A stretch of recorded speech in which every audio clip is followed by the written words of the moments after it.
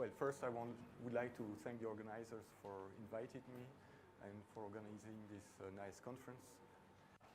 And so today I want to talk to you about weak measurements, and in particular,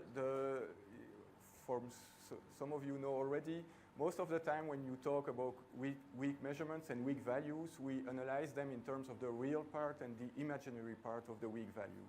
And what we wanted to do is try to see if we could also interpret them in terms of their polar components, so since they are complex numbers, so in terms of the modulus and the argument of the weak value. So that's what we did, and we made a description of these weak values on the Bloch sphere that we generalized to n-level systems. And as an example of our formalism, an application of our formalism, we analyzed the three-box paradox. So a weak measurement, as we have seen already several times, considers systems that are prepared in in an initial state, which is called the pre-selected state, and that ends in a final state, which is known as well, which is called the post-selected state. And in between, there is a weak measurement that goes on. So for example, here, if you are measuring weakly a polarization, you would put a polarizing beam splitter that acts so that the beams are not strongly separated after the polarizing beam splitter. So the separation is smaller than the width of the beam. In this case, you have a weak effective coupling. And if you have states, initial and final states that are nearly orthogonal, you have this enhancement, this amplification effect of the shift that you could observe the position of the beam on the CCD camera. So you would have coupling that's proportional to the system observable and the meter, for example, here impulsion. In this case, the shift is proportional to the real part of the weak value, which has this expression. This is a complex number where you see the observable, the initial state, and the final state. And you see that it can diverge when the initial and final state are nearly orthogonal. And in our case, so usually this weak coupling is done by having this G that is small or the width of the beam that is large. And in our case, the coupling will be to a qubit meter. So here we will have a projector in our system. So actually this is equivalent to making a weak measurement using a quantum gate. So we would have here two qubits, a meter qubit and a system qubit. The meter qubit would somehow, depending on its state, you would apply an operator, an evolution on the system qubit or the identity. So here the equivalent is having a C-naught, so that the operator that would be applied is sigma x. And then at the end, you would measure the polarization of the meter, and you could measure also the polarization of the system that would act as the post-selection. So essentially, this would act as if you project the meter on here on 0, you would apply the identity, and if it's found in 1, you would apply sigma x. So here the weak measurement can be done by actually having a low probability of applying sigma x. And the result, so we would measure the correlations between the polarization of the two qubits, and you would find some interferences with a visibility and a phase. And this phase can be compensated by here a phase adapter in the meter. And the average of the polarization of the meter would depend in this case on what is called the modular value, which is equivalent to a weak value, but for a unitary operator here. So what we find when we do this is that actually the visibility of this correlation interference is proportional to the modulus of the weak value of sigma x, and the phase, the argument of the weak value is actually the phase that appears in this correlation measurement. So we have some interpretation here of the modulus, and for the phase we will see that it can be interpreted in terms of a geometric phase on the Bloch sphere. So how can we do this experimentally? Basically we can do all the choosing the meter state for an initial state that is 0 and applying this U0, C0 quantum gate by actually simply producing photon pairs in a type 1 SPDC. Then the system would be simply a projective measurement here. We would choose the state which would produce the weak value that we want. So if the final state is cos alpha 0 plus the exponential of minus I phi sinus alpha, then the weak value would correspond to the stereographic projection of the qubit. And here the meter would be also a measurement, and it's like measuring Bell correlations. And we have here this quartz plate that can shift the phase so that we can measure it. So when we do that, we can reconstruct the modulus of the weak value, which is related to the visibility, and we can also measure for different post-selection. So these are the value of the modulus and the argument in terms of different angle of post-selection. And what is nice is that we have actually an exact solution that does not even depend on the weak measurement approximation. So now the argument of the weak value projector can actually be related to a geometric phase that's related to the Pancharatnam phase, so that you would have here the initial state of the system, the final state of the system on the Bloch sphere, and here would be the direction of the projection if you want to measure a weak value of a projector. And in the case of the weak value of a sigma observable, then you would have 4 vectors, and you can also determine the geometric phase simply as the half of the volume of the Bloch sphere that's taken by the vectors. So this S vector here is just the rotation of the initial state along the R direction of the sigma observable. So now what we tried was to extend this description to n-level systems. And to do that, we used the Majorana representation, which comes from the fact that the symmetric subspace of n-1 qubits is equivalent to an n-level system. So they have the same Hilbert space dimensions. So basically, for example, a 3-level system can be described by a symmetric pair of qubits like this. And so you can put simply 2 qubits on the Bloch sphere and have this description for the n-level system. So the basis equivalent would be the 0. So here you would have the 0, 1, and 2 basis level of the 3-level system.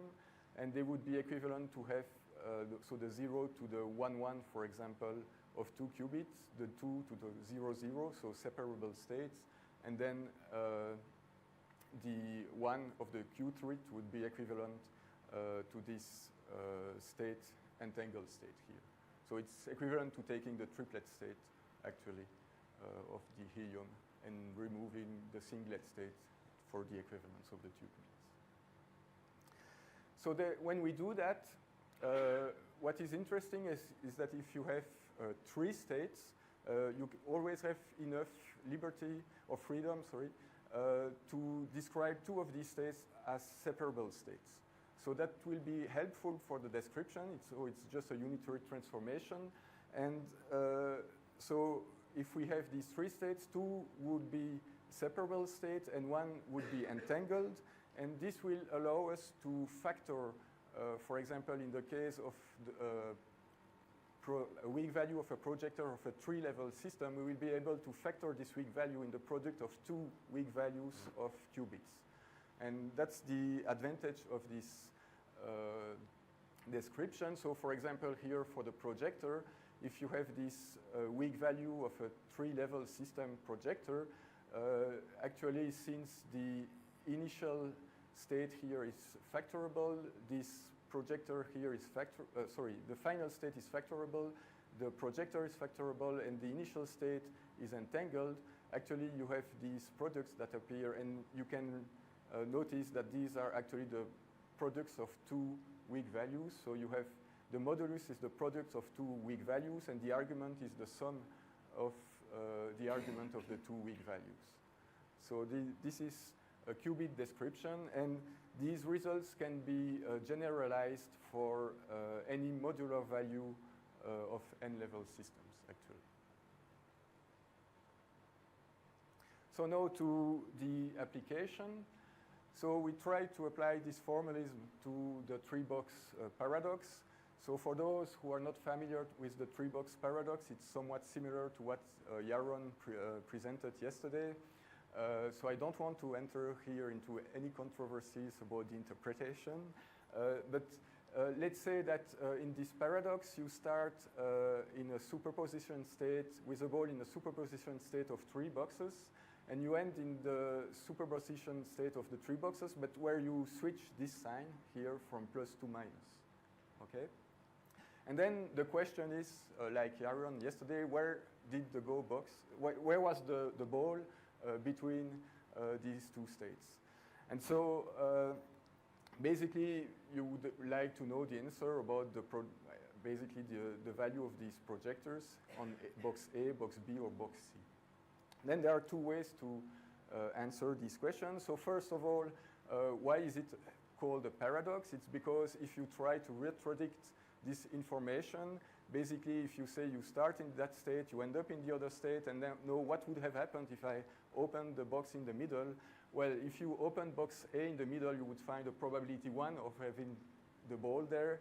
But on the other hand, if you open box C, you would also find probability 1 of finding the box there. So that's the way to present it as a paradox, okay? And so you have to be careful that this paradox it's contextual. So basically when you are opening only 1 box, you have 2 choices.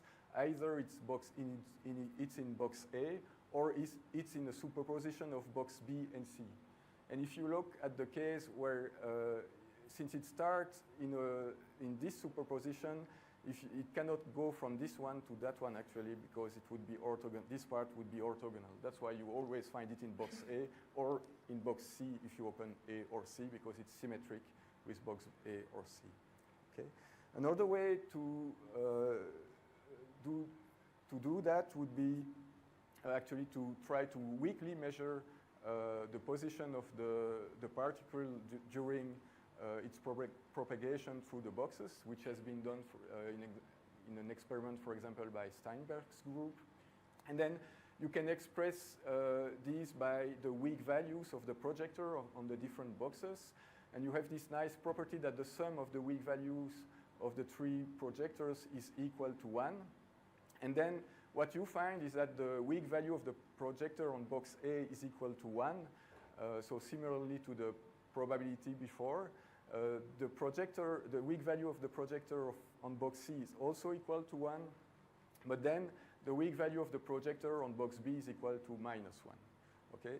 This weak value is called anomalous because the weak value is outside the range of the eigenvalues of the projector, which is 0 or 1. So you have this kind of weird average that goes outside of the range of the eigenvalues. So this is the anomalous weak values, and these are sometimes interpreted as pseudo probabilities, and the sum is equal to 1. So now what we will do is to describe this paradox with this formalism in the Majorana representation. So since we have freedom, we choose both the initial and final states to be non-entangled states, so separable states. but then each of the box states would be entangled in this Majorana representation and described by symmetric states. So when doing this, we can calculate what are the states, and actually we obtain for the different boxes pairs of vectors here on the Bloch sphere. So for box B, these are the two R vectors that are opposite one of each other. This means that the two qubits are actually orthogonal to each other, so it's a maximally entangled state. And here you have these two M vectors for box C and two N vectors for box A. And if you look at the symmetry, it's kind of nicely symmetric, and it will be important in the following of the talk. Then also, if you look at the initial state and final state, we find these states, which also respect this kind of C2V symmetry. So actually, the problem is invariant with local, under local rotation about this R axis, which is the B box axis, okay? And because there is this invariance with rotation, actually it guarantees that all the weak values are are real, because basically it's switching the initial state and the final state. So you have, since we have a factorable, we have two products, and we can switch the states. It's making basically complex conjugate one of another, but it shouldn't change the value. So that's why everything is real in this context. So when we make the calculation, so we can factor each of these weak values of box 1, 2, and 3 into the product of weak values of two qubit projectors, and the argument is the sum of two arguments. And we can see that for box 1, the arguments compensate. For box 3, the argument is 0, so this explains the +1 and +1 value, while the modulus is equal to 1, product of 1 equals 1, so it's no problem. And for box 2, if you make the product of the modulus, it still goes to 1, but then you see that one of the geometric phase here is 2 pi divided by 2, so you have a flip of sign that comes from this description. So I can actually show what is happening. So for example, for box B, one of the solid angle is going from this initial vector to R1, then this R1 to the final vector, and then it goes back to initial, and so you see that the volume on the Bloch sphere is 0. But then when you go to the R2 vector, it's actually going in the opposite direction. You are going from the initial state to R2, then to R2 to the final state, and then you come back to the initial state. You make a full round around the Bloch sphere, and so you have a geometrical phase here that appears. And so you have this description of all the vectors and the geometrical phase for the different boxes that explain these signs of the weak value. Then we can also express, since the vectors for box B are orthogonal, we can express everything in this basis. And we find that box B is maximally entangled, but not box A and box C. So what we will try to do is now see if we cannot arrange these vectors, keep the symmetry, so that we have maximally entangled states for all three states, because then experimentally it will be easier for us to access. So that's what we did. So we do unitary transformation so that the boxes are represented by these orthogonal vectors. So now box A, B, and C are maximally entangled states, Bell states. But of course, this has changed some things. And what it changed actually, so we do it so that it doesn't change, of course, the weak values and all the properties of the paradox. But what it does change is slightly the initial and the final state of the particle in the three-box paradox. So now you have some phase factor that appear before A, B, and C, but these phase factors don't change the essence of the paradox, and they always cancel each other when you put them in the weak value, so nothing fundamental change in this case. But by doing this, actually, we can measure it, try to measure it. We're still building the experiment. And that would be using Hongou-Mandel interference. Because, so in the Hongou-Mandel interferometer, if you send identical photons on the beams, two entrance of a beam splitter, they would always come together because these two situations interfere destructively. But then if you take actually a state that is in the psi minus state, so the anti-symmetric Bell state, the photons would always come at the different ports. So in an experiment, what we can do is that since we start with a separable state, actually this separable state is a superposition of the different symmetric Bell state. And then in the experiment, what we would do is actually to measure one of the boxes, we would switch each of the Bell state with the psi minus 1. And in this case, this state would be the only one where the photons would go into different branches. And so we could measure correlations. And measuring these correlations here meant that actually the photon was in the box that we switched. So how does this experiment work? So we have here the state preparation in a separable state. We switch this Bell state with the asymmetric one. We have the Hongou-Mandel interferometer.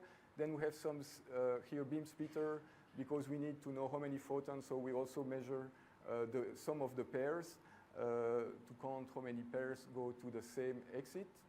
Then we somehow make the switch back because here we transform the state. So we have to transform the state back. And then we make the post-selection here with polarizer. And so by measuring different types of correlation, we can actually access the probability of having the photons going to different branches. And so this can be expressed in terms actually of the weak value of the projectors. And now the last question is how can we do a weak measurement of this? But we can do a weak measurement of when actually using beam splitters that are not ideal. So you make a strong measurement if you always measure the anti-symmetric state. So if you have a 50-50 ideal beam splitter, but then if you have something like maybe 10% reflection and 90% transmission, then you don't measure always the anti-symmetric state. So it becomes a weak measurement actually of the anti-symmetric state, and so you can transform back the state and have performed a weak measurement of the box. So the experiment is currently being built, so we don't have experimental results to show yet. But thank you for your attention, and so as a reminder, I wanted to talk to you about the fact that we can assign meaning to the modulus and the argument of weak values in certain experimental context. That we have a description of the argument in terms of geometric phase on the Bloch sphere, and that this description can be generalized to n-level systems, and that we apply this to the three-box paradox. So I would like to thank you for your attention.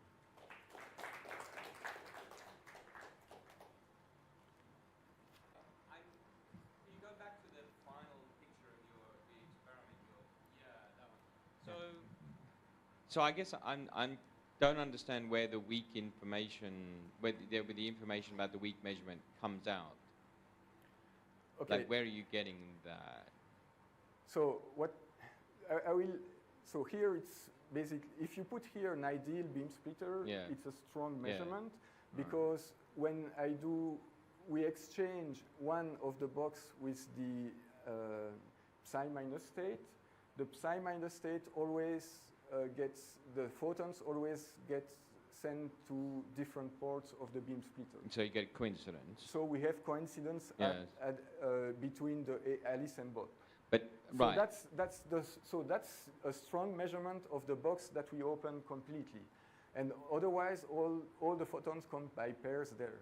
Now if we change the reflectivity here, actually, so the probability of having this,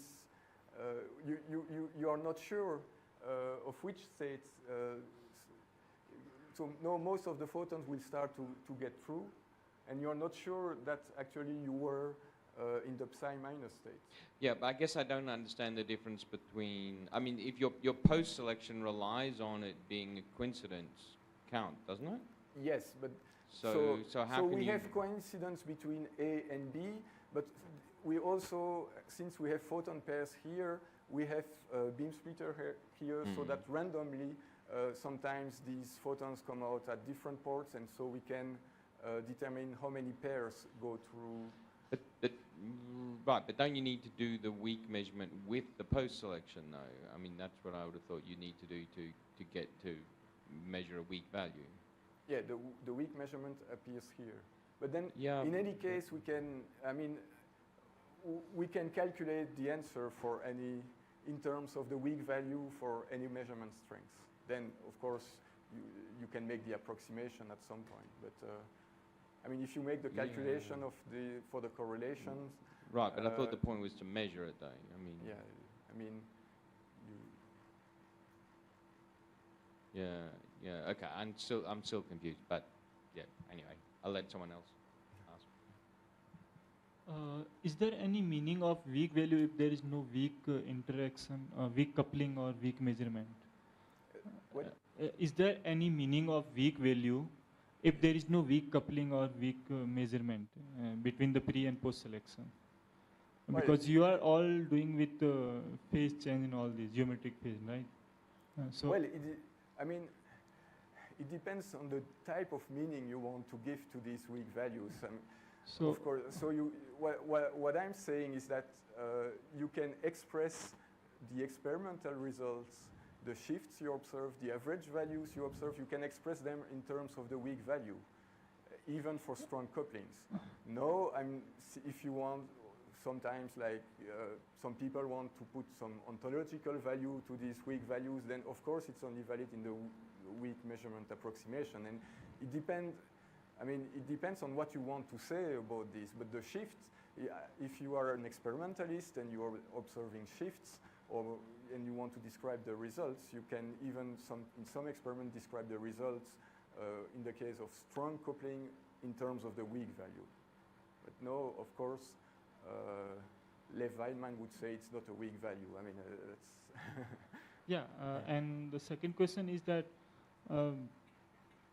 can you write weak value for any Hermitian operator, and it necessarily not it should not be any weak coupling without an operator which is not weakly coupled with pointer. Can you write a weak value for that operator? Because here you are writing weak value for projection operator. Well, I'm not sure I understand your question. So first of all, or generalization. As Weidman and Arnaud presented. So it works well for actually the modular value, and then in some case for the projector it works very well. It works also very well for the modular value, which is it's actually the equivalent of a weak value, but for a unitary operator. So it's more complicated if you want to put a Hermitian operator there. It depends on the type of operator. No, Hermitian means any observable, any physical observable. That was my question. Because Weidman generalized this to that you can there is no weak in weak value, right? As you there is no weak in weak value. He writes somewhere, and he says that it is just a value in two-state vector formalism, and when you put some weak perturbation or weak coupling, then this value comes to be weak value in weak measurement. Oh, okay. So it's weak value in no, his approach. What the formalism is a description of the weak values, independently of the measurement. Yeah. So now you would get this in weak measurements, but you can also express. Yeah, that was the question. Yeah.